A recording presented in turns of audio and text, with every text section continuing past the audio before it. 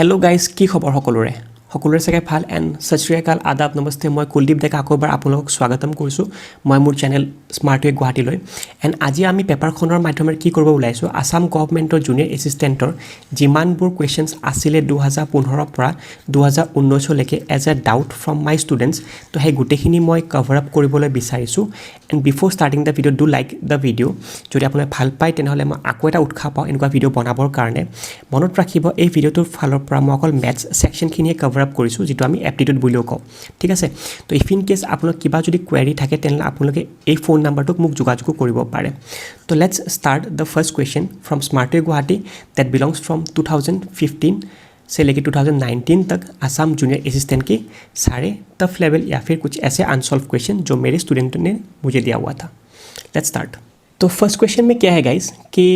The measure of two angles of a triangle is in the ratio of 4:5 if the sum of this two measures is equal to the measure of the third angle find the smallest angle अच्छा এই কুৱেশ্যনটো কেতিয়া আহিছিলে এই কুৱেশ্যনটো আহিছিলে APDCL 2014 ত আহিছিলে মই অকল টান কুৱেশ্যনবোৰে লৈছোঁ যেহেতু সো এইটো অকমান টান পাইছে বুলি ষ্টুডেণ্টে কৈ আছিলে সো এইটো কুৱেশ্যন সলভ কৰিব ওলাইছোঁ ঠিক আছে তো মই এটা স্মাৰ্ট ৱে এটা কম আৰু এটা ইজি ৱে এটা কম স্মাৰ্ট ৱে কোনটো হয় সাপোজ যদি মোক কৈছে যে দুটা এংগেলৰ তোমাৰ ৰেশিও দিয়া আছে 4:5 3 নম্বৰটো এই দুটাৰ সাম হয় তো তেনেহ'লে তাৰমানে এইটো সবতকৈ সৰু হ'ব লাগে এইটো যদি সবতকৈ সৰু হ'ব লাগে এইটো এংগেলৰ ৰেসপেক্টত মই যদি চাও বাকিবোৰ অপচন চালে গম পাব যে এইটোৱে অকল মাল্টিপল হয় এইটোৱে যদি অকল মাল্টিপল হয় এনসাৰ তেনেহ'লে হ'ব লাগে মোৰ 40 ডিগ্ৰী তো এইটো 1 সেকেন্ডতো গম পাই যাব কি মোক যদি সোধে কি ফাৰ্স্ট সবতকৈ সৰু তোৰ মেজাৰমেন্ট কিমান হয় তেনেহ'লে তো 4 ৰ মাল্টিপল হোৱা এনসাৰ যেটো হয় হেতুৱে হ'ব সাপোজ ইফ ইন কেস যদি এনসাৰ মোক 4 ৰ মাল্টিপলৰ এনসাৰ সাপোজ এইটো যদি মোক থাকিলে হয় 80 ডিগ্ৰী তো তেতিয়া হলে কিন্তু আপুনি এনেকৈ কৰিব নোৱাৰিলে হয় তো তেতিয়া আপুনি কেনেকৈ কৰিব লাগিলে হয় মোক কৈছে যে এইটো এটা ট্ৰায়াঙ্গেল হয় কিবা এটা তো এই ট্ৰায়াঙ্গেলটোৰ এংগেল তোমাৰ দিয়া আছে এটা যদি মোৰ 4x হয় এটা মোৰ যদি কিবা 5x হয় আৰু এটা মোৰ তেনেহ'লে কৈছে যে এই দুটা এংগেলৰ সাম হয় এই দুটা এংগেলৰ সাম যদি তেনেহ'লে এইটো 9x হ'ব লাগিব হয়নে আৰু আমি বহুত ভালকে জানো যে 4x + 5x + 9x এই তিনটা এংগেলৰ মেজাৰমেন্ট কিমান ডিগ্ৰী হ'ব লাগে স্যাৰ 180 ডিগ্ৰী হ'ব লাগে তো ভেৰি ক্লিয়াৰ তেনেহ'লে মই গম পালো ইয়াৰ পৰা যে 18x should be equal to 180 तार पिছত x का value should be equal to 10 x का वैल्यू अगर 10 है सबसे छोटा कौन सा इनमें से तो सर मुझे पता लग गया सबसे छोटा जो है दैट वुड बी 4x है ना सबसे छोटा अगर 4x है तो अगर मैं बोलूँ कि इस 4x का मेजरमेंट क्या होना चाहिए 4x का मेजरमेंट होंगे 4 × x का वैल्यू है 10 डिग्री तो दैट इज 40 डिग्री तो तेतिया इफ इन केस যদি মোৰ তাত আখিও থাকে তেতিয়া মই গম পাম এনসাৰটো 40 হ'ব লাগে বুলি সো এটা স্মাৰ্ট ৱে মই কৈ দিছো স্মল এংগেল মোৰ 4 টু হয় তো 4 ৰ মাল্টিপল যেটো এনসাৰ হয় হেতু এনসাৰ হ'ব যদি মোৰ তাত আখি থাকিলে হয় তেনেহ'লে মই সলিউশন এনেকৈ কৰিব লাগিলে হয় ঠিক আছে তো let us go for the second question तो गाइस सेकंड क्वेश्चन है सेकंड क्वेश्चन में ये बोला जा रहा है a number exceeds its 2/5/75 the number is अच्छा এই क्वेश्चनটো আইছিলে মোৰ হাই কোৰ্টৰ 2015 ৰ বেঞ্চ এছিষ্টেণ্টৰ পেপাৰ এখনত ঠিক আছে বেঞ্চ এছিষ্টেণ্টৰ পেপাৰ এখন 2015 ত আইছিলে হাই কোৰ্টৰ আচ্ছা লেটস ট্ৰাই দা क्वेश्चन 2/5/75 বুলি কৈছে মই দুটা ওয়েত আকৌ সলভ কৰিম क्वेश्चनটো এটা স্মাৰ্ট ওয়ে আৰু এটা এনুকা ওয়ে যেটো क्वेश्चन সাপোজ যদি কিতাপত থাকিলে হয় কেনেকৈ সলভ কৰিলে হয় তো প্ৰথম স্মাৰ্ট ওয়েটো চাও স্মাৰ্ট ওয়ে কেনেকৈ 2/5 বুলি কৈছে কিন্তু 75 হয় এই 2/5 ৰ ডিফাৰেন্সটো তো মই ইয়াতে চালে গম পাম কি মোৰ ডিফাৰেন্সটো কিমান হয় বেসিক্যালি 3 ৰেশিওৰ ডিফাৰেন্স হয় আৰু 3 ৰেশিওৰ ডিফাৰেন্স হলে 75 বুলি কৈছে কিতাপৰ হিচাপত তো এটা ৰেশিওৰ মান কিমান হ'ব এটা ৰেশিওৰ মান মোৰ হ'ব তেনেহলে 25 হয়নে এটা ৰেশিওৰ মান যদি 25 মোৰ নাম্বাৰটো খুদিছে নাম্বাৰটো মোৰ কি হয় 5 ৰেশিও হয় তলৰতে সদায় মোৰ অৰিজিনাল নাম্বাৰ হয় তলৰটো যদি মোৰ অৰিজিনাল নাম্বাৰ 5 ৰেশিওৰ মান হ'ব লাগে মোৰ 5 * 125 দ্যাট 5 * 25 দ্যাট শুড বি 125 তো এইটো মোৰ সলিউশন এন্ড ইটো অপশন নম্বৰ বি পালে হয় তো আদাৰ দেন দিস মই আকৌ এটা সলিউশন কিতাপত কেনেকৈ থাকিলে হয় क्वेश्चनটো মই হেতু হিচাপটো কৈ দিছো তো এইটো क्वेश्चन যদি কিতাপত থাকিলে হয় এই নাম্বাৰটো সমান হয় যেতিয়া 2/5 অফ দা নাম্বাৰ আৰু 75 যোগ কৰা যায় হয়নে 2/5 অফ দা নাম্বাৰ আৰু লগতে তাৰ লগত মই 75 যোগ কৰো তেনেহলে এই নাম্বাৰটোৰ সমানে হয় আকৌ তো তাৰ মানে মই গম পালো x - 2/5 x should be equal to 75 then next line is 3x/5 should be equal to 75 3 रे 75 ক 25 बार कैंसिल যাব then x should be equal to 25 into 5 this is equal two 125 তো আইডাৰ এনেকৈ সলিউশ্যনটো কৰক বা এনেকৈ কৰক both the way আপুনি 125 পাব okay guys third question में क्या है if two supplementary angles differ by 44 degree then one of the angles is अच्छा supplementary angles or ऊपर question হয় আগতে জানিব লাগিব supplementary angles কাক কয় supplementary angles are those angles whose sum is equal to 180 degree যদি দুটা এংগেলৰ যোগ মাপ 180 ডিগ্ৰী সমান হয় তেনেহলে এই দুটা এংগেলৰ সমুদায় মিলি পিনে সাপ্লিমেন্টাৰী এংগেলছ বুলি কোৱা যায় লগতে কমপ্লিমেন্টাৰী এংগেলছ কথাও জানিব লাগে যদি দুটা এংগেলৰ যোগ মাপ মিলি পিনে 90 ডিগ্ৰী সমান হয় তেনেহলে it is called as complementary angle তো যেহেতু কোৱেশ্চনটো সাপ্লিমেন্টাৰী এংগেলৰ ওপৰত হয় সো আমি সাপ্লিমেন্টাৰী বস্তুটো ইউজ কৰিব লাগিব ইয়াতে আচ্ছা আকৌ এবাৰ মই স্মাৰ্ট ওয়ে কথা কৈছো কি স্মাৰ্টলি কেনে কৰিব পাৰি আৰু এটা কিতাপৰ সলিউশন মই দি দিম ইয়াৰ ওপৰত তো যদি মোক কৈছে যে এটা এংগেলৰ মান মই উলাব লাগে এটা এংগেলৰ মান মই এটা 72 দি থৈ দিয়া আছে তে মই যদি 180 বস্তুটো সাইড মানে কও তেনলে আনটো এংগেলৰ মান কিমান হ'ব লাগে সো আনটো এংগেলৰ মান 108 হ'ব লাগে হয় নে আনটো এংগেলৰ মান 108 হ'ব লাগে লগতে আকৌ যদি মই চাই পিনে এটা যদি 102 হয় আনটো কিমান হ'ব লাগে আনটো 78 হ'ব লাগে তেতিয়াহে 180 দিব তো থাৰ্ড তো এটা এংগেলৰ যদি মান মুটাত 65 হয় তেনেহলে আনটো এংগেল কিমান হ'ব লাগে স্যাৰ আনটো এংগেল হ'ব লাগে 115 ডিগ্ৰী তেতিয়াহে মোক যোগ মিলি আকৌ 180 দিব এটা যদি এংগেল মোক 68 হয় আনটো মোৰ কিমান হ'ব লাগে আনটো মোৰ 112 হ'ব লাগে তেতিয়াহে মোক আকৌ যোগ কৰিলে 180 দিব ঠিক আছে তো এখিনি মই কৰিলো এতিয়া এখিনি কৰাৰ পিছত মই কি কৰিব লাগে বেসিক্যালি এখিনি কৰাৰ পিছত মই চাব লাগে যে এই দুটা এটা মই কোৱেশ্চন আকৌ পঢ়িলে গম পাবা যে ইফ দ্য টু সাপ্লিমেন্টাৰী এংগেলছ ডিফাৰ বাই 44 এই দুটাৰ ডিফাৰেন্স 44 হয় জানো যদি হয় তেনেহলে এইটো এনসাৰ হ'ব তো এইটো ডিফাৰেন্স কিমান হ'ব 108 - 72 তেনেহলে ডিফাৰেন্স মোৰ 36 ডিগ্ৰী হয় তো এইটো তেনেহলে এনসাৰ নহয় নেক্সট আমি চাব লাগে 102 - 78 এইটো ডিফাৰেন্স মোৰ কিমান হ'ব এইটো ডিফাৰেন্স মোৰ হ'ব 24 তো তেনেহলে এইটো এংগেল নহয় নেক্সট মই চাব লাগে কি এই দুটাৰ ডিফাৰেন্স কিমান হ'ব 65 আৰু 115 ডিফাৰেন্স হলে মোৰ 50 ডিগ্ৰী হ'ব তো তেনেহলে এইটো এংগেলও নহয় তে থাৰ্ড তো মই চাব লাগে 112 আৰু 68 ডিফাৰেন্স কিমান হ'ব লাগে 112 12 পৰা 8 গলে 4 10 পৰা 6 গলে 4 তো 44 ডিগ্ৰী মই ডিফাৰেন্স পালো মানে এইটো এনসাৰ হ'ব লাগে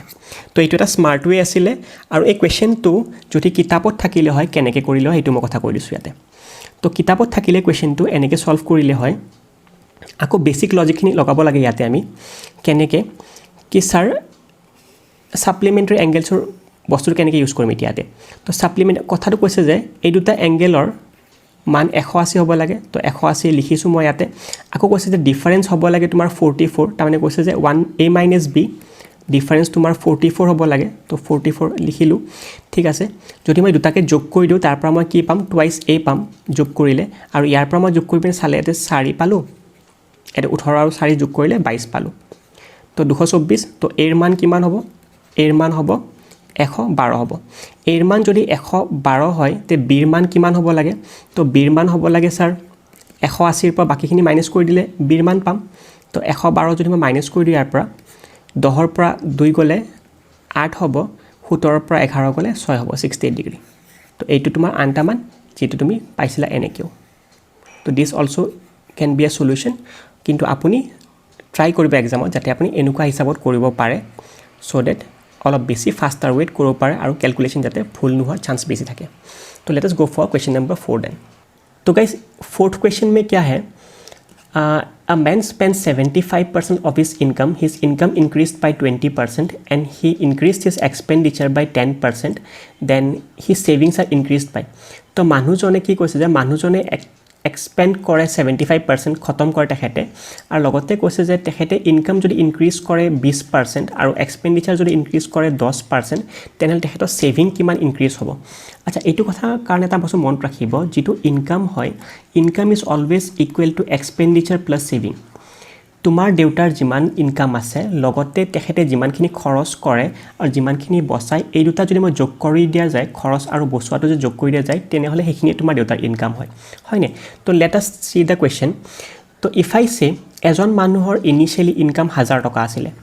ঠিক আছে কুৱেশ্যনে ফাৰ্ষ্ট লাইন লিখা আছে স্পেণ্ড কৰে 75%। তো মানুহজনৰ যদি ইনকাম যদি 1000 টকা হয় এক্সপেণ্ডিচাৰ তেখেতৰ 75% কৰে যিহেতু 750 টকা 75% হয় তো 750 টকা তেখেতে এক্সপেণ্ডিচাৰ কৰে। তো বাকীখিনি তেনেহ'লে তেখেতে ছেভিং কৰে। তো ছেভিং কিমান কৰিলে 250 টকা ছেভিং কৰিলে। নেক্সট মই কৈছোঁ আকৌ কি যদি মানুহজনে ইনকাম ইনক্ৰিজ কৰে আকৌ 20%। তো 1000 টকা তাৰে যদি মই আকৌ 20% মই বাঢ়াই দিওঁ এতিয়া ইনকাম যদি 20% বাঢ়ি যায় তেনেহ'লে কি হ'ব এইটো নতুন ইনকাম তেখেতৰ হ'ব 1200 টকা। তো নতুন ইনকাম যদি তেখেতৰ 1200 টকা তেখেতৰ এক্সপেণ্ডিচাৰ কি কৈছে তেখেতে এক্সপেণ্ডিচাৰ তেখেতে ইনক্ৰিজ কৰে এতিয়া 10% ইনক্ৰিজ কৰে। তো 10% যদি ইনক্ৰিজ কৰে তেনেহ'লে আই উইল নো কি আগতেতো তেখেতে 750 টকা কৰিছিলে আৰু লগতে 10% আৰু এতিয়া বাঢ়াইছে তো মানে 75 আৰু বাঢ়াইছে। তো তেনে দুটাই মিলি পিনে তোমাৰ হ'ব এইটো 825। তো এতিয়া মানুহজনৰ এক্সপেণ্ডিচাৰ 825 ৰুপিজ হয়। তেনেহ'লে ছেভিং কিমান হ'ব ছেভিং হ'ব তোমাৰ 1200ৰ পৰা 800 গ'লে 400 400 পৰা 25 গ'লে 375। তো তেনেহ'লে মানুহজনৰ এতিয়া ছেভিং কিমান হয় এতিয়া বৰ্তমান ছেভিং 375। আগত ছেভিং কিমান আছিল আগত ছেভিং আছিলে 250 আছিলে। তো কৈছে কুৱেশ্যনত কি হি ছেভিং ইনক্ৰিজ পাই কিমান ছেভিং কিমান ইনক্ৰিজ হৈছে তেখেতৰ। তো চাব গ'লে লেটছ চি কিমান ছেভিং ইনক্ৰিজ হৈছে 375ৰ পৰা 250 যদি মই চাবলৈ যাওঁ মাইনাছ কৰিলে 125 টকা তেখেতে বঢ়াইছে এতিয়া ছেভিং কিমানৰ ওপৰত ইনিচিয়েল ভেলু তেখেতৰ 250 আছিলে তো 250ৰ ওপৰত বঢ়াইছে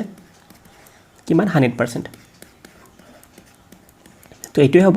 125ৰে 250ক দুবাৰ যাব দুবাৰে 150 बार যাব। तो होप आपको समझ में आ गया होगा आंसर है 50%।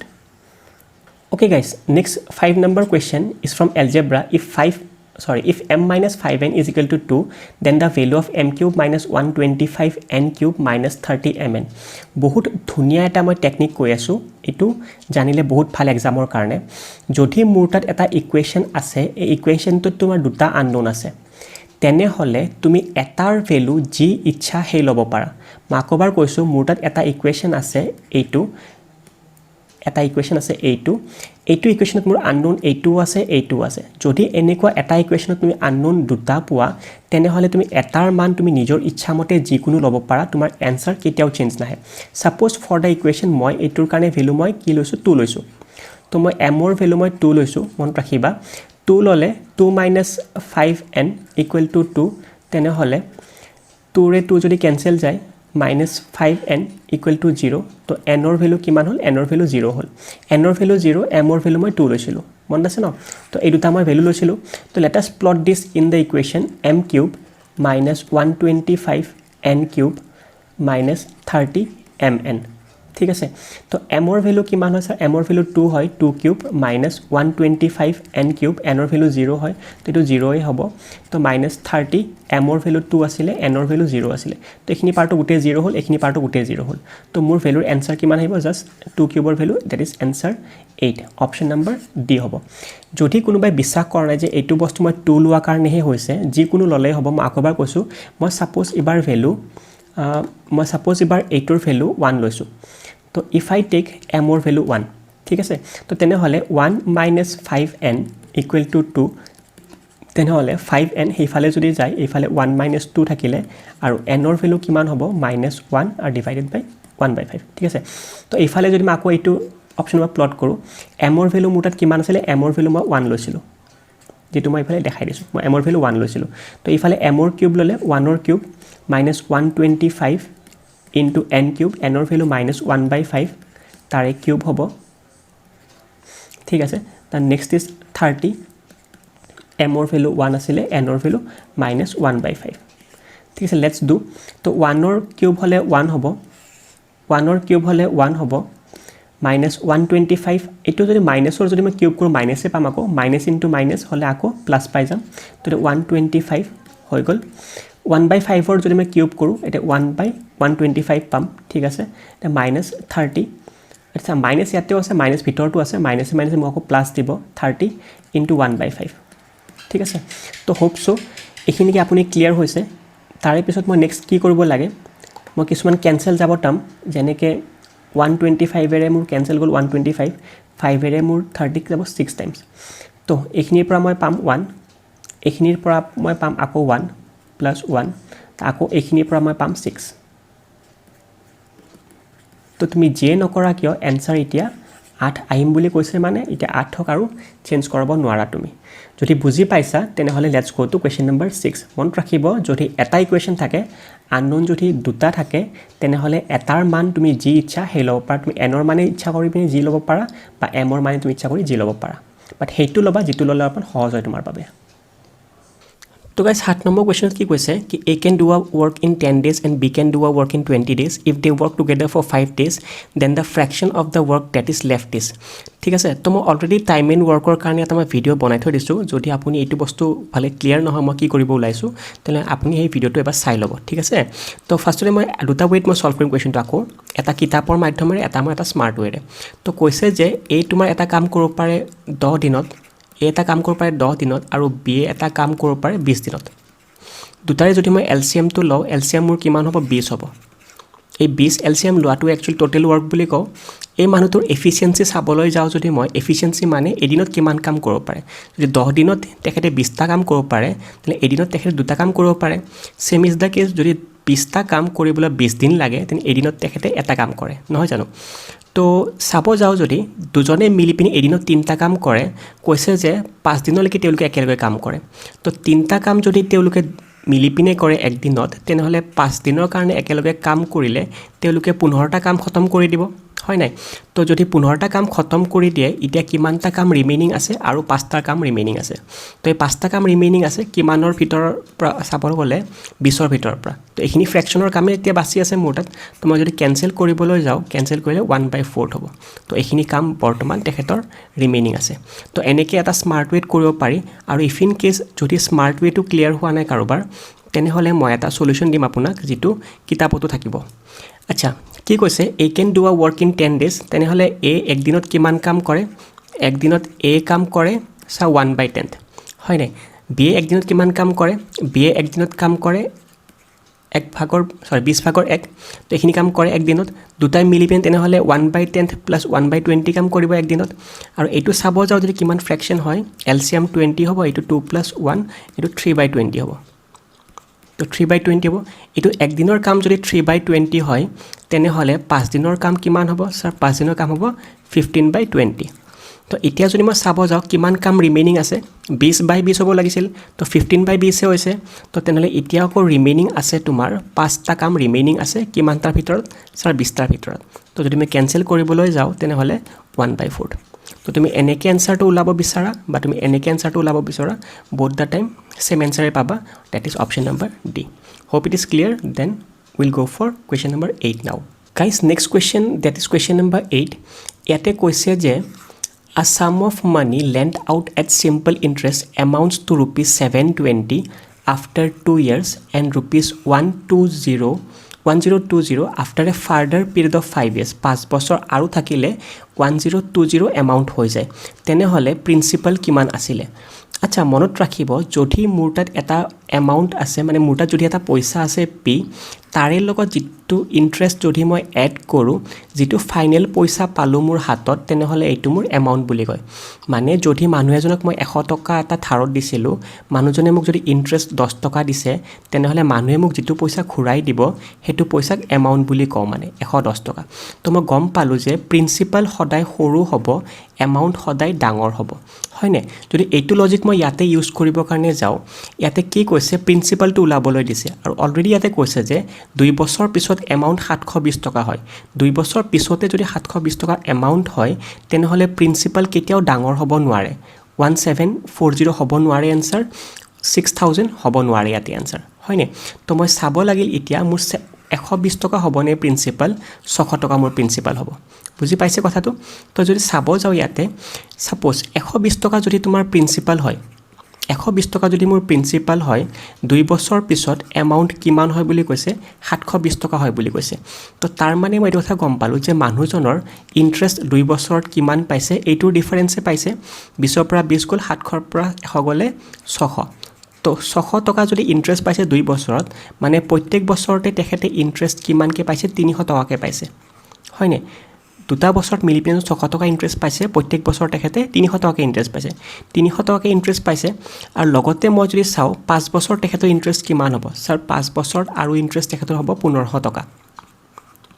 ঠিক আছে আচ্ছা ইণ্টাৰেষ্ট 2 বছৰত কিমান আছিলে 2 বছৰত ইণ্টাৰেষ্ট আছিলে তেখেতৰ 600 টকা তো 2 বছৰত 600 টকা আৰু 120 টকা মই এড কৰিলে 720 টকা পাই যাওঁ আৰু লগতে যদি মই চাওঁ 1500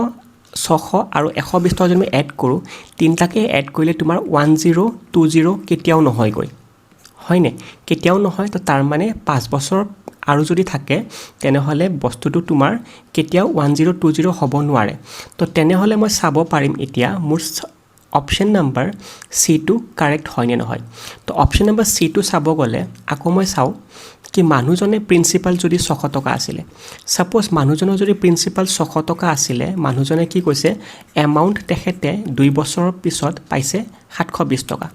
720 টকা জুনে 2 বছৰৰ পিছত পাইছে তাৰ মানে তেখেতৰ 2 বছৰৰ ইন্টাৰেষ্ট কিমান আছিল 2 বছৰৰ ইন্টাৰেষ্ট 120 টকা আছিল মানে প্ৰত্যেক বছৰ তেখেতে 60 কে পাইছিল হয়নে প্ৰত্যেক বছৰ 60 কে পাইছিল তো তেনেহলে মই চাও তেখেতে 5 বছৰত কিমান ইন্টাৰেষ্ট ইনকাম কৰিলে এক বছৰ যদি 60 হয় 5 বছৰ তেখেতে আকৌ 300 টকা এটা এক্সট্ৰা পাইছে হয়নে তো লেটস সি যদি মানুহজনৰ ঘৰৰ পৰা প্ৰিন্সিপাল আছিল কিমান 600 টকা তেখেতে 2 বছৰ ইন্টাৰেষ্টত কিমান পালে 2 বছৰ ইন্টাৰেষ্ট মিলাই পিন তেখেতে পালে 120 টকা ঠিক আছে আৰু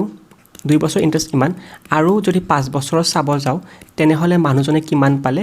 আকৌ 300 টকা পালে ঠিক আছে তো এইগিটাক যদি মই যোগ কৰো মই কিমান পাই আছো 300 100 400 100 তো 1000 হল 1020 টকা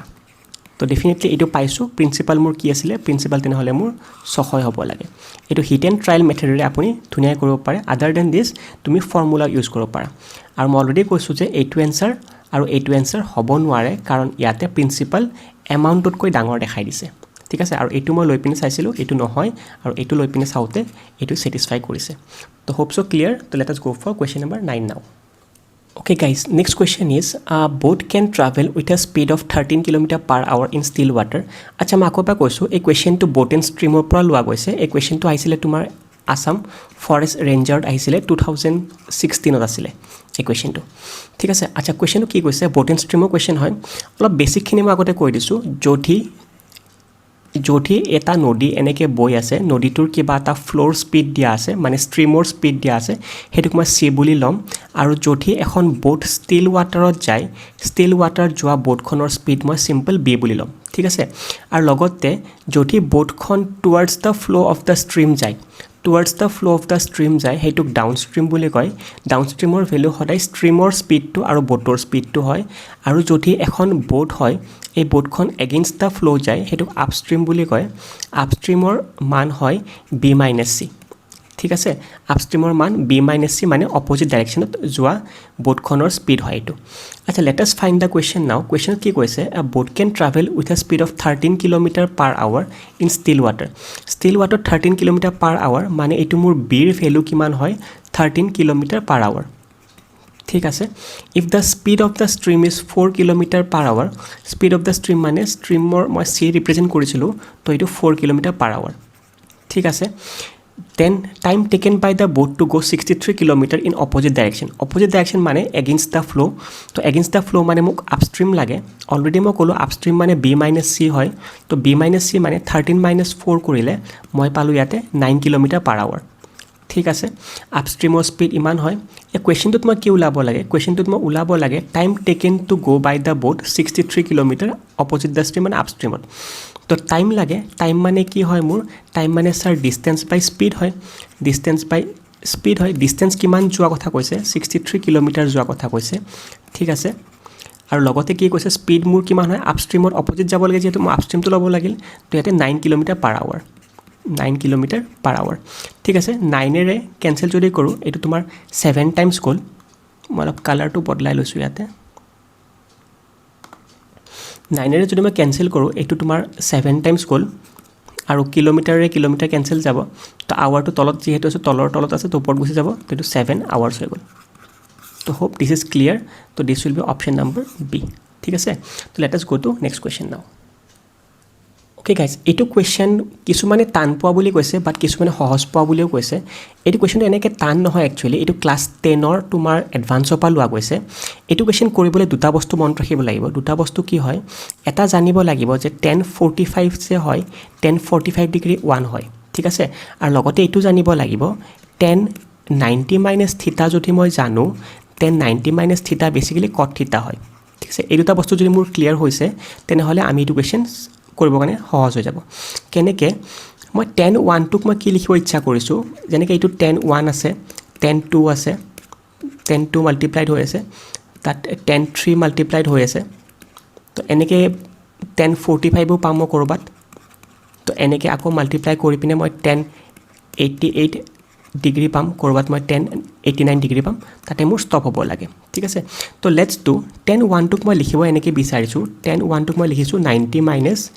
89 তো একো প্ৰব্লেম নাই 1 ডিগ্ৰী হ'ব ইয়াতে আকৌ মই লিখিব বিচাৰিছোঁ tan 2 টোক কি এইটো 90 মাইনাছ 88 ডিগ্ৰী ঠিক আছে আকৌ নেক্সট এনেকৈ গৈ পিনে মই tan 45 টো যেনেকৈ আছে মই তেনেকৈ ৰাখিব বিচাৰিছোঁ আৰু লগতে এইটো এনেকৈ গৈ পিনে tan 88 টো যেনেকৈ আছে সেইটো সেনেকৈ থাকিলে আৰু tan 89 টো যেনেকৈ আছে তেনেকৈ থাকিলে তো এনেকুৱা কুৱেশ্যন কৰিবৰ কাৰণে আধালৈকে মই চেঞ্জ কৰিব লাগে আধালৈকে মই চেঞ্জ কৰিব নালাগে তো এইখিনি যদি মই চেঞ্জ কৰোঁ মই এইটো বস্তু অলৰেডি ক'লোঁ কি tan 90 মাইনাছ থিটা কি হয় বেছিকেলি কট থিটা হয় তো এইটোৰ পৰা মই কি গম পাম এইটোৰ পৰা মই গম পালোঁ যে এইটো কট 89 ডিগ্ৰী হ'ল তো চেম ইজ দ্য কেছ নেক্সটটো তোমাৰ কট 88 ডিগ্ৰী হ'ল তো এনেকৈ গোটেইবোৰে কৰিব পাৰি আৰু লগতে tan 45 মই ইয়াতে লিখিছিলোঁ আৰু লগতে মই লাষ্টৰখিনি আছিলে tan 88 ডিগ্ৰী আৰু লগতে আছিলে tan 89 ডিগ্ৰী তো এইখিনি আছিলে তো এইখিনি কি কৰাৰ পিছত বেছিকেলি আমাৰ এতিয়া সহজ হৈ পৰিল যিসকল ষ্টুডেণ্টে গম পাইছে যে tan আৰু cot ইজ বেছিকেলি ভাইচে ভাৰ্চা তো tan আৰু cot বেছিকেলি যদি ভাইচে ভাৰ্চা হয় এইটো আৰু এইটোৰ মাজত কেঞ্চেল যাব tan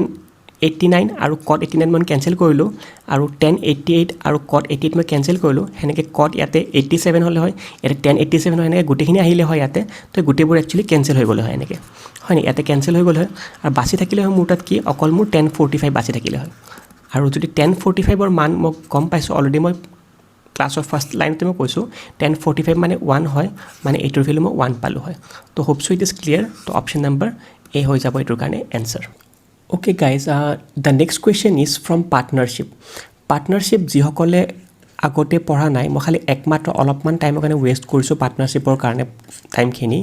কি পাৰ্টনাৰশ্বিপৰ যিবোৰ কুৱেশ্যন প্ৰফিটৰ কাৰণে থাকে পাৰ্টনাৰশ্বিপৰ একমাত্ৰ এটাই লজিক হয় কুৱেশ্যন কৰাৰ কাৰণে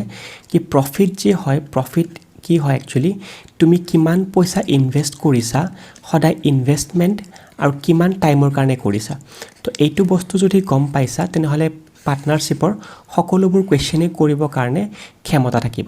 তো পাৰ্টনাৰশ্বিপৰ প্ৰফিট মানে কি হয় প্ৰফিট মানে investment into time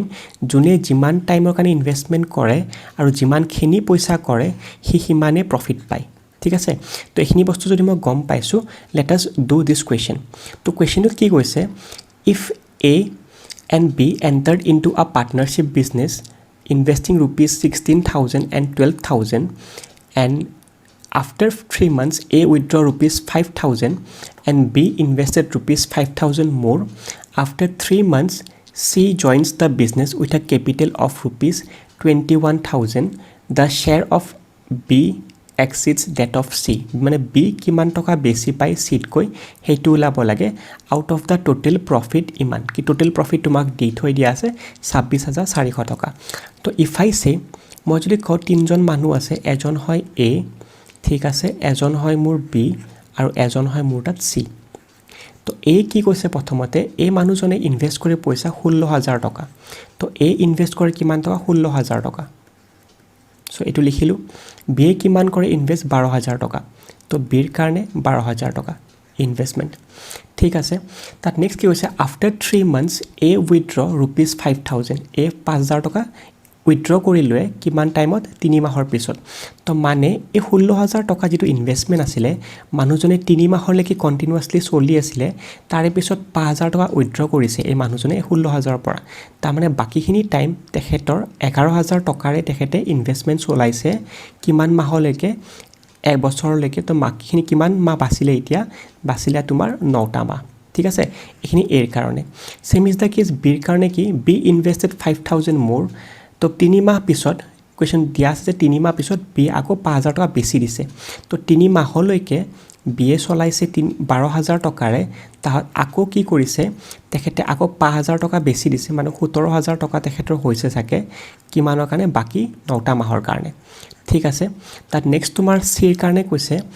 after 3 more months she joins the business 3 মাহ আৰু পিছত চিয়ে বিজনেছটো জইন কৰে কিমান কেপিটেল লৈ আহিছে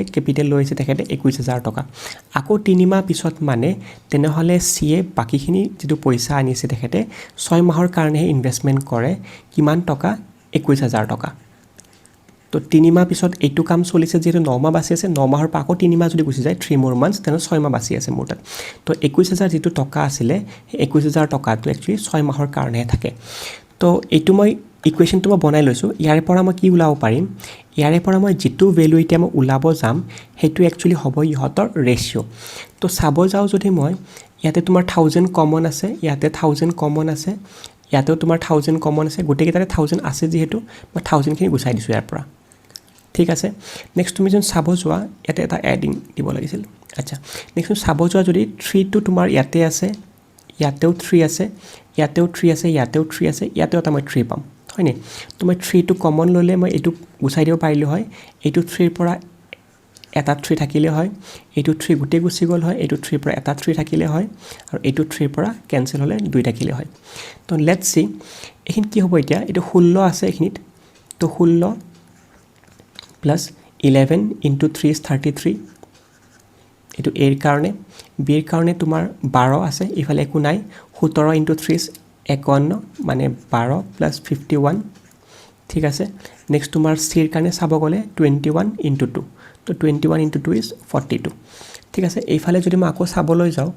কি 33 আৰু 16 33 আৰু 16 মিলি পিনে মোৰ কিমান হ'ব এটো 49 হ'ব তাত নেক্সট যদি এইফালে 51 আৰু 12 চাব যাও তেনেহলে মোৰ 63 হ'ব আৰু এইফালে যদি চাব যাও এটো 42 এ থাকিব আকৌ ক্যান্সেলেশন যাবনে यस আকৌ ক্যান্সেলিং যাব হাতেৰে যাব হাতেৰে 7 বাৰ হাতেৰে 9 বাৰ হাতেৰে 6 বাৰ ঠিক আছে তো এইবাৰ মই আৰু কি কৰিব পাৰো এইবাৰ মই যদি চাব যাও এই গুটেখিনি মোৰ প্ৰফিটৰে মোৰ ৰেশিও হয় 7 লগতে 9 লগতে 6 হয় এটো মোৰ প্ৰফিটৰ ৰেশিও হয় আৰু লগতে মোৰ তাত অলৰেডি কোৱেশ্চনটো জুনে পঢ়িছে গুটেখিনি তাতে লিখা আছে কি মানুহজনে কি কয় টোটাল প্ৰফিট 26400 হয়নে তো টোটাল প্ৰফিটৰ ৰেশিও মোৰ তাত কিমান হয় 7 9 আৰু 6 হয় 7 9 আৰু 6 মিলি পিনে কিমান হ'ব এটো 22 হ'ব গুটে মিলি এটো মোৰ 22 হ'ব তো 22 ৰেশিওৰ ভ্যালু তোমাৰ 26400 ঠিক আছে ক্যান্সেলেশন যাবনে তো এটা ৰেশিওৰ ভ্যালু কিমান হ'ব লাগে ক্যান্সেলেশন যাব মোৰ 22 ৰে এবাৰ 44 দুবাৰ এটা ৰেশিওৰ ভ্যালু মোৰ 1200 হ'ল ঠিক আছে কোৱেশ্চনত কি উদিছিলে মোক the share of B exceeds that of C কিমান বি এ সিট কৈ কিমান বেছি হয় বি যদি 9 হয় সি যদি 6 হয় কিমান বেছি হয় স্যাৰ 3 ৰেশিও বেছি হয় এটা ৰেশিওৰ ভ্যালু মই অলৰেডি গম পাইছো যে 1200 হয় তিনটা ৰেশিওৰ ভ্যালু তেনে হলে 3700 হ'ব তো এটো কোৱেশ্চন উদিছিলে 3700 আছে আপোনাৰ অপশন নাম্বাৰ 8 তো this the answer Okay, next question আকৌ algebra পঢ়া হয় x plus 1 by x is equal to 2 x plus 1 by x is equal to 2 তো এইটো মোক দিছে ইয়াতে সোৱা মই কোনটো ভ্যালু প্লট কৰিলে মোক ভ্যালু 2 দিব পাৰে x ৰ ভ্যালু দেখিলে গম পাই x ৰ ভ্যালু যদি মই 1 প্লট কৰো এটো তো 1 এ হৈ যাব কাৰণ x ৰ ভ্যালু 1 ললো তো এটো 1 হলে 1 plus 1 by 1 মানে আকৌ 1 এ হ'ব 2 হ'ব তো ডেফিনেটলি মই গমে পালো যে x ৰ ভ্যালু স্যাৰ 1 হ'ব লাগে x ৰ ভ্যালু যদি 1 হয় মোক কোড প্লট কৰিব লাগে বেসিক্যালি মই এটো প্লট কৰিব লাগে তো x to the power 1 by 12 minus x to the power 1 by 12 কিমান হ'ব লাগে answer x to the power 1 by 12 মানে 1 to the power 1 by 12 1 to the power 1 by 12 minus 1 by 1 to the power 1 by 12 তো এইটো value 1 হ'ব 1 minus 1 by 1 তো এইটো 1 minus 1 হল 1 minus 1 মানে 0 তো যদি 0 হয় আকৌ आंसर কি হ'ব লাগে অপশন নাম্বাৰ এ হ'ব লাগে তো হোপ ইট ইজ ক্লিয়াৰ তো this is the next question it is said the side of a triangle are in the ratio half is to 1 by 3 is to 1 by 4 if the perimeter of the triangle perimeter মানে কি হয় the addition of all the sides of a triangle তো যদি মোৰ তাত এইটো এটা triangle হয় এইটো কিবা এটা a হয় এইটো কিবা এটা যদি b সাইড হয় এইটো c সাইড হয় perimeter মানে a plus b plus c হয় গুটেবোৰ সাইডৰ একেলগে sum of the length আচ্ছা তো perimeter of the triangle is given to be as 52 cm ঠিক আছে the length of the smallest side কি হয় এটো দিছে মোক তো let us say if মোৰ তা ট্ৰায়াঙ্গেল টোৰ এইটো এটা সাইড হয় a এটা সাইড হয় এটা b এটা সাইড হয় c অনুপাত তেওঁলোকে কি দিছে a b আৰু c ৰ কাৰণে a ৰ কাৰণে দিছে হাফ হয় b ৰ কাৰণে দিছে 1 by 3 হয় আৰু c ৰ কাৰণে দিছে 1 by 4 হয় তো সিন্স ये तो दिखने में अच्छा नहीं लग रहा है तो what I will do I will multiply this whole thing with the LCM that is 12 তো 2 3 আৰু 4 এলচিয়াম 12 হয়তো 12ৰে মই মাল্টিপ্লাই কৰিছোঁ ঠিক আছে তো 12ৰে মাল্টিপ্লাই কৰাৰ লগে লগে তুমি এটা ধুনীয়া ফিগাৰ বা কিছুমান এনেকুৱা নাম্বাৰ পাবা যিবোৰ নাম্বাৰ দেখিবলৈ অলপ ভাল লাগিব তো that numbers are nothing but okay তো 12ৰ দুবাৰে কেনসেল কৰিলে কিমান যাব 6 হ'ব ইজ টু 3 12 থাকিলে কিমান হ'ব 4 হ'ব আকৌ 12ক 4ৰে কেনসেল কৰিলে 3 হ'ব তো মোৰ সাইড কিটা এটা ধুনিয়া ৰেশিও পাইছো মই 6:4:3 যত স্মল সাইডটো হৰ মোৰ 3 তো আকৌ মোক কি কৈছে এতিয়া সাম অফ দা সাইড মানে পেৰিমিটাৰ তোমাৰ 52 হয় মোৰ হিচাপত কিমান হয় পেৰিমিটাৰ 13 হয় তো 13 ratio value is equal to 52 centimetre ঠিক আছে then what is 1 ratio is equal to 4 centimetre ঠিক আছে স্যাৰ 1 ৰেশিও যদি 4 centimetre then what I need to find the smallest side and you can already see from the ratio the smallest side is nothing but this one to smallest side 3 ta ratio ulabo lage to 3 into eta ratio man 4 asile to definitely 3 ta ratio value 3 into 4 that is 12 centimeter to hope this is cleared and this is the option for the question so let us go for the next question so guys next question is from profit and loss ওপৰত মই video এটা already বনাই থৈ দিয়া আছে মোৰ YouTube চেনেলত তাতে আপুনি চাব পাৰে বস্তুখিনি ঠিক আছে তো ইয়াতে মই কি কৈছো the printed price of a article is 40% higher than the cost price তো মই যদি কওঁ কি cost price মোৰ বস্তুটোৰ দাম 100 টকা হয় cost price মোৰ বস্তুটোৰ দাম 100 টকা হয় printed price মানে MRP কিমান 40% হায়াৰ হয় cost price তো মই কৈছো যে কি MRP মোৰ তেনে হলে 140 টকা মই প্ৰিন্ট কৰি ৰাখি থৈ দিছো তাত তো MRP মই 140 টকা ৰাখিছো মই কিনিছিলো এটো 100 টকাত কৈছে তাত কি then the rate of discount so that he gains 12% তো মানুহ এজনে যদি গেইন 12% কৰিব লাগে তেনে হলে মানুহজনৰ SP কিমান হ'ব লাগে SP তোমাৰ 100 ৰ পৰা আকৌ 12 বঢ়াই দিব লাগিব তেনে SP তেনে হলে তেখেতৰ 112 হ'ব লাগিব তেতিয়াহে 12% প্ৰফিট পাব হয় নে তো মোৰ MRP হৈ গল SP হৈ গল এটো মই CP পাই গলো ঠিক আছে মনত ৰাখিব এটা কথা যেতিয়া মই ডিসকাউন্ট পাৰ্সেন্টেজ উলাব লাগে ডিসকাউন্ট পাৰ্সেন্টেজ সদায় তোমাৰ MRP টোৰ ওপৰতহে চোৱা যাব তেতিয়াহে তুমি ডিসকাউন্ট দিয়া MRP টোৰ ওপৰত আৰু যদি তুমি পাৰ্সেন্টেজ প্ৰফিট বা পাৰ্সেন্টেজ লস চাব লাগে পাৰ্সেন্টেজ প্ৰফিট লস চাব লাগিলে তুমি সদায় CP ৰ ওপৰত চোৱা যায় ঠিক আছে তো যেহেতু মই ডিসকাউন্টৰ কথা সুধিছে কোৱেশ্চনটো then the rate of discount so that he gains 12% profit তো কিমান পাৰ্সেন্ট ডিসকাউন্ট দিব লাগিব তাৰ MRP টো লাগিব ইয়াতে তো ডিসকাউন্ট চাব লাগিলে মই কিনে গম পাম এটো মোৰ MRP হয় আৰু এটো মোৰ সেলিং প্ৰাইস হয় ইমানত মই বেছিম আৰু ইমানৰ মোৰ MRP হয় তো কিমানৰ ডিফাৰেন্স বেসিক্যালি এটো ডিফাৰেন্স হয় স্যাৰ 28 ৰ ডিফাৰেন্স 28 ৰ ডিফাৰেন্স কিহৰ ওপৰত মই অলৰেডি কলো ডিসকাউন্টৰ ওপৰত চাব লাগে বেসিক্যালি হয় নে তো ডিসকাউন্ট তুমি চাব লাগিলে MRP ৰ ওপৰত চাব লাগিব তো MRP ৰ ওপৰত চাব লাগিলে MRP মোৰ কিমান হয় 140 হয় তো ইনটু 100% এটো তোমাৰ নাথিং বাট ডিসকাউন্ট ৰেট হয় তো ডিসকাউন্ট ৰেট বা ডিসকাউন্ট পাৰ্সেন্টেজ এনেকে উলাব লাগে তো 28 ৰে এটো তোমাৰ 5 বাৰ যাব 5 ৰে 100 ক 20 বাৰ যাব so I have found out the answer to be 20% अच्छा ये 100% है 20% so this is the question का आंसर है ये तो इसके रेस्पेक्ट में ऑप्शन नंबर ये बी हो जाएगा okay this is question number 15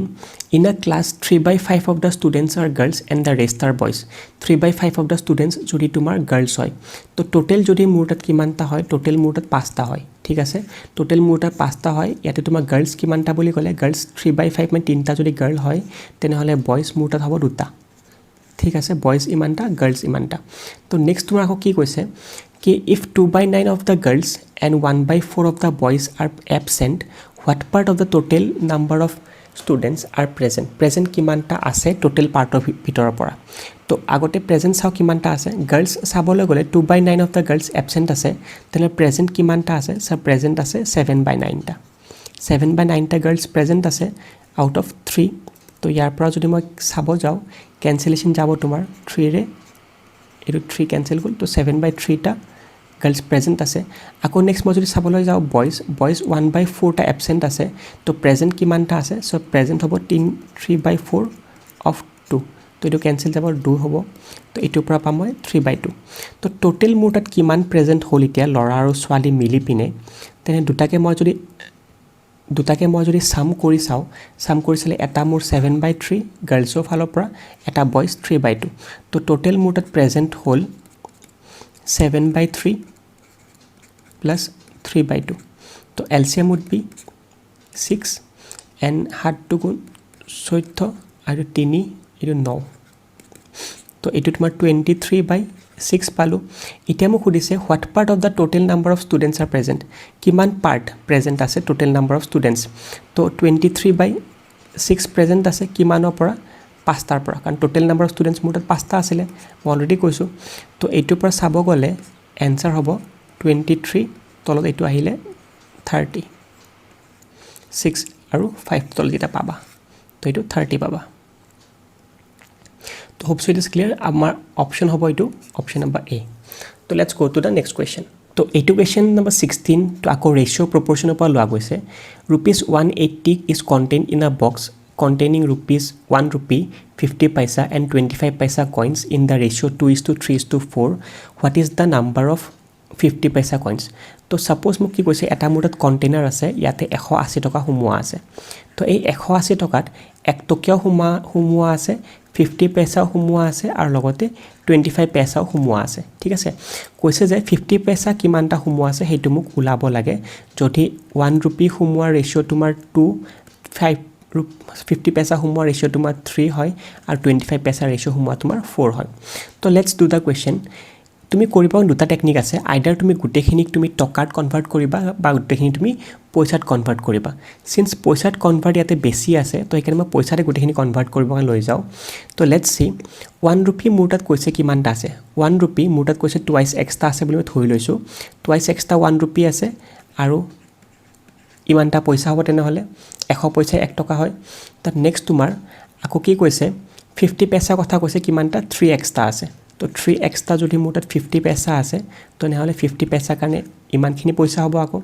আকো নেক্সট মই কনভাৰ্ট কৰিছো 4x তো 4x ৰ কাৰণে 25 পইচা আছিল তো মই 25 পইচা কাৰণে কনভাৰ্ট কৰিছো 25 এনেকে আৰু যদি 180 টকা হয় গুটেখিনি মিলি পিনে তো 180 টকা মই পইচাত কনভাৰ্ট কৰিলে এইটো 180 টকা পইচাত কনভাৰ্ট কৰিলে দুটা জিৰো আকো আহিব ঠিক আছে কমপ্লিট হল দেন নেক্সট আমি লাইন কি লিখিব পাৰো নেক্সট লাইন লিখিব লাগে এইটো তোমাৰ 200x এইটো তোমাৰ 150x আৰু এইটো তোমাৰ 100x this is equal to 18000 তো নেক্সট তোমাৰ 200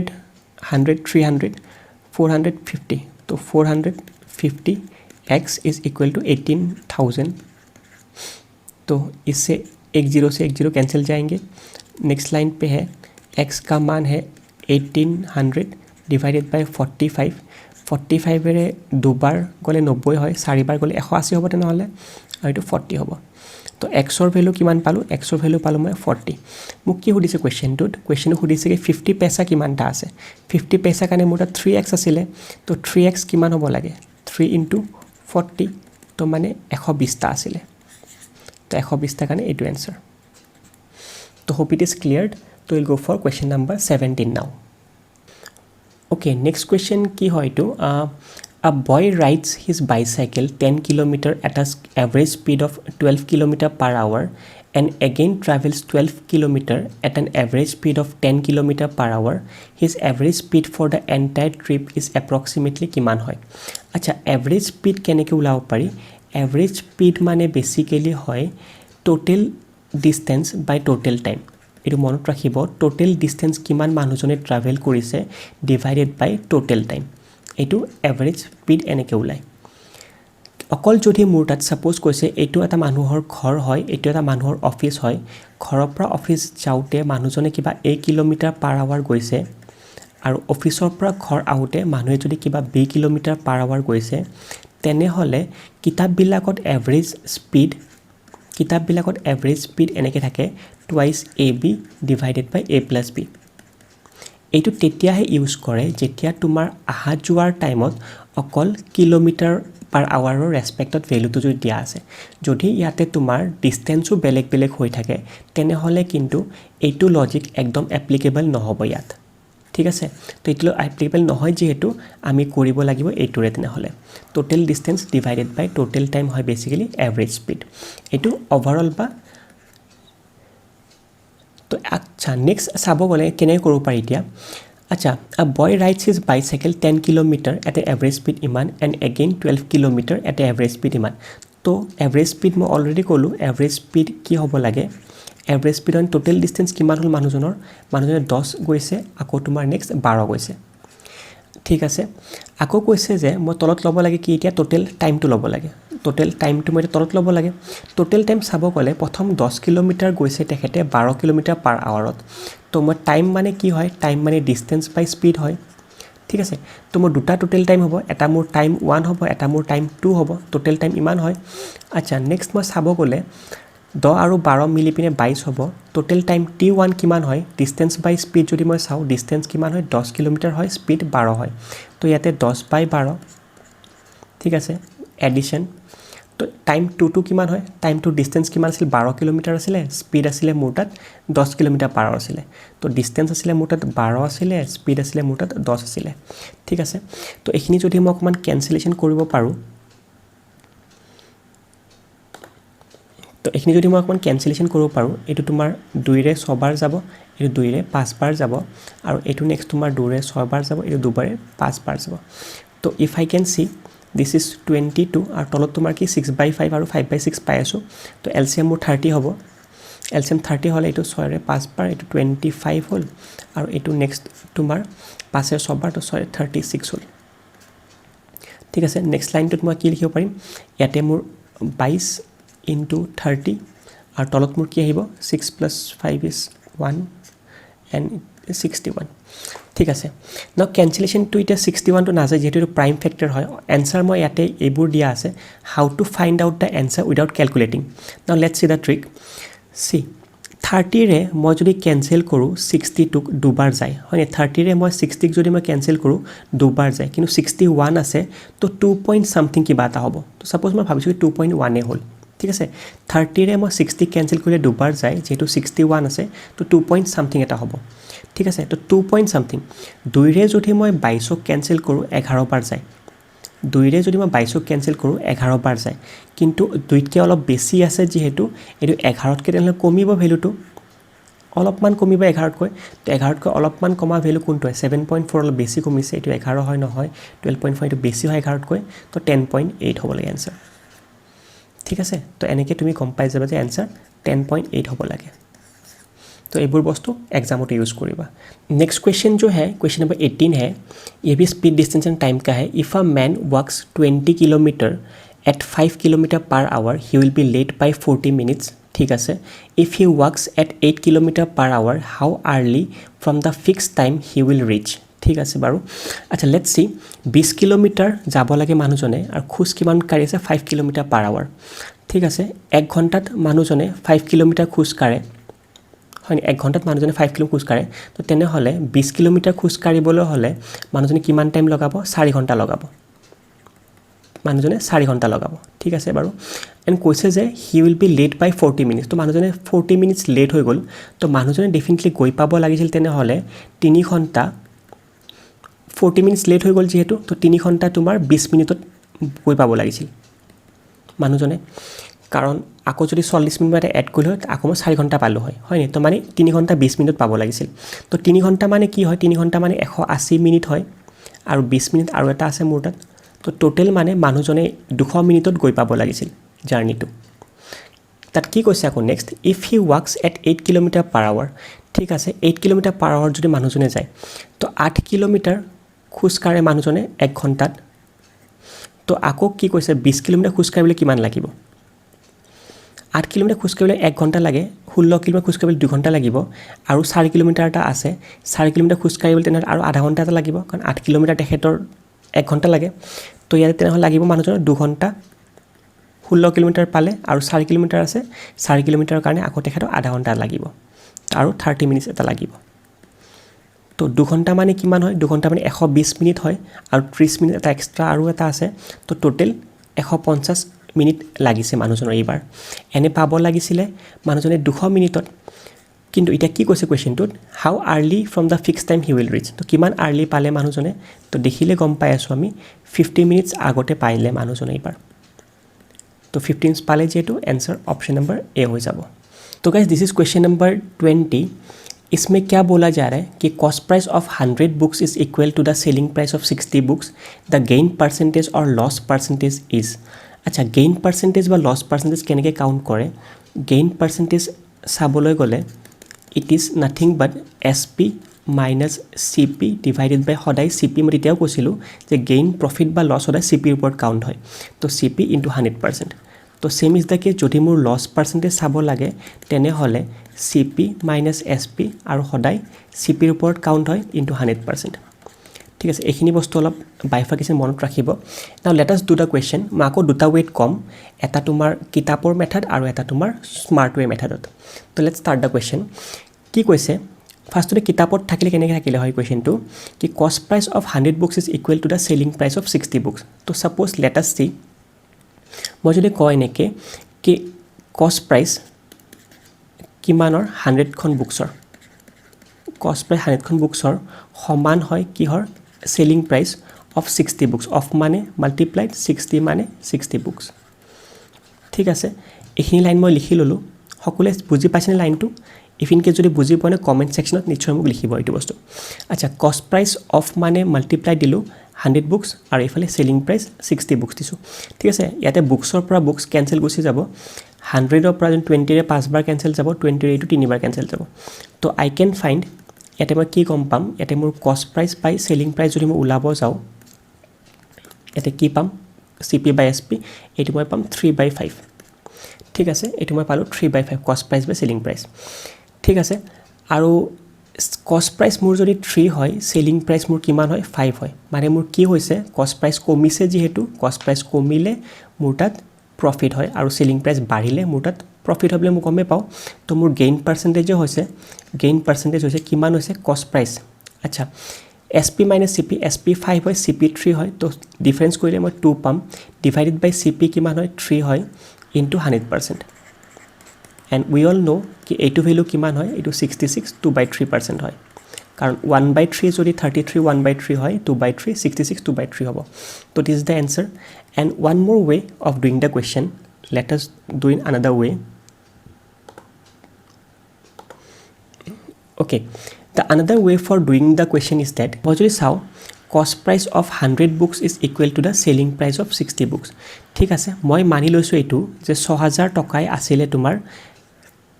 কিতাপকেইখনৰ দাম. ঠিক আছে, 6000 টকাটো কিতাপকেইখনৰ দাম আছিলে. তো এইটো মই যদি চাওঁ এতিয়া কষ্ট প্ৰাইচ 100খন কিতাপৰ দাম 6000 টকাই যদি হয়, এখন কিতাপৰ দাম কিমান হ'ব লাগে, এখন কিতাপৰ দাম ছাৰ 60 হ'ব লাগে. ঠিক আছে, এখন কিতাপৰ দাম 60 হ'ব লাগে. এতিয়া চেলিং প্ৰাইচো চাবলৈ যাওঁ, চেলিং প্ৰাইচ 60খন কিতাপৰ দামো তোমাৰ ছেইম হয়. 60খন কিতাপৰ দামো যদি ছেইম হয়, চেলিং প্ৰাইচ এখনৰ দাম কিমান হ'ব, এখনৰ দাম ছাৰ হ'ব এইটো 100 টকা. তো চেলিং প্ৰাইচ এখনৰ দাম 100 টকা আৰু কষ্ট প্ৰাইচ এখনৰ দাম 60 টকা. ঠিক আছে, তেনেহ'লে এতিয়া মই গম পালোঁ যে চেলিং প্ৰাইচ তোমাৰ বেছি হৈ আছে, তাৰমানে গেইন পাৰ্চেণ্টেজে হ'ব. গেইন পাৰ্চেণ্টেজ হ'ল, ঠিক আছে, S P minus C P কিমান হ'ব, চাইটো 40 হ'ব. ডিভাইডেড বাই চি পি কিমান হয়, চি পি 60 হয় ইনটু 100%, 2/3%. তো এনেকৈও কৰিব পাৰা. ঠিক আছে, তো that is the answer.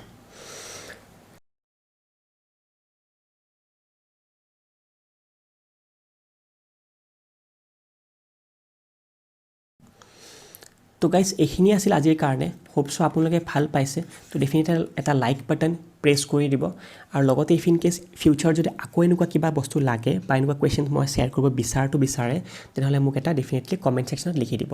Thanks for ৱাচিং and do like Kuldeep Deka and smart way Guwahati. Bye by.